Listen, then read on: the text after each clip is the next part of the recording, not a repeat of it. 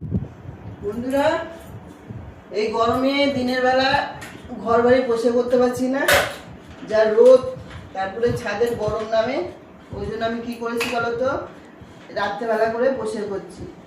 আর তোমাদের কাছে আমি আজকে শর্ট ভিডিও জানি না করতে পারবো কি না, তা ওই জন্য তোমাদেরকে আমি বলে দিলাম যে এখন আমি রাত্রেবেলা সব পরিষ্কার করছি। তোমরা তো জানো ঘর দূর নোংরা থাকলে কিরকম হয়, যখন খুব শরীর খারাপ হয় তখন আমি করতে পারি না, মন মেজাজ ভালো না থাকলে। তা যে রাত্রেবেলা করে করছি আমি, সেটাই তোমাদের সঙ্গে শেয়ার করলাম, তোমরা কিছু মনে করো না। দেখো কয়দিন পরিষ্কার করতে পারিনি, আমার মনটা এত খারাপ, তারপর শরীর খারাপ, কোনো নোংরা পড়ে গেছে দেখেছো কদিনের মধ্যে। এত ধুলো কোথা দিয়ে আসে কি জানি।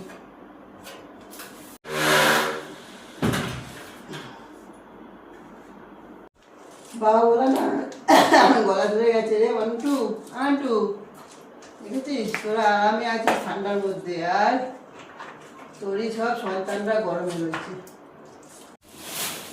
দেখো এক গাদা করে গিফট দেয়, আমরা গিফট দেওয়াটা পছন্দ করি না। এই যে সব পরে থাকে এইগুলো একবার এখানে একবার ওখানে নিয়ে যাও, আর আমরা গিফটের জিনিস কাউকে দিই না। এক একজন আছে না ঘর ফাঁকা করে দেয় দিয়ে, আমরা সেটা করি না। যে ভালোবেসে মানুষকে দিয়েছে আমরা সেটা রেখেছি, দেখো বারণ করি সবাইকে দিতে, তাও দিয়ে যায়।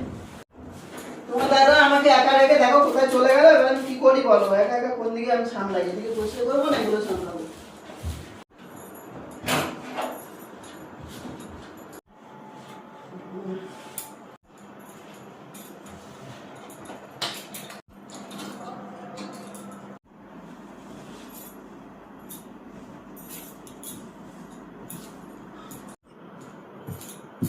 বন্ধুরা, তোমরা এরকম সূর্য চলে গেলে তারপর তোমরা কাজ সেরো, রোদে ভীষণ কষ্ট হয় সবারই।